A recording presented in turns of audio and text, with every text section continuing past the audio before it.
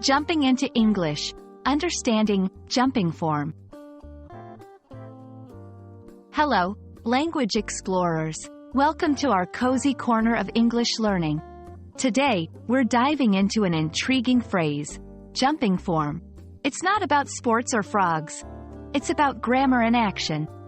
Let's jump right in and unravel its meaning together. The phrase, jumping form, isn't a standard term in English grammar.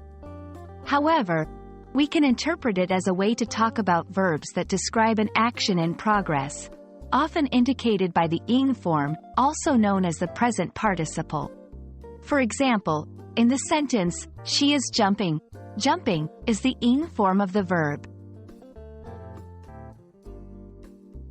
We use the ing form or jumping form in several scenarios. 1. Continuous tenses, to indicate ongoing actions, such as, I am learning English. 2. As gerunds, when a verb acts as a noun, e.g., jumping is fun. 3. As adjectives, to describe nouns, like, a jumping dolphin. 4. In progressive infinitives, such as, to be jumping for joy.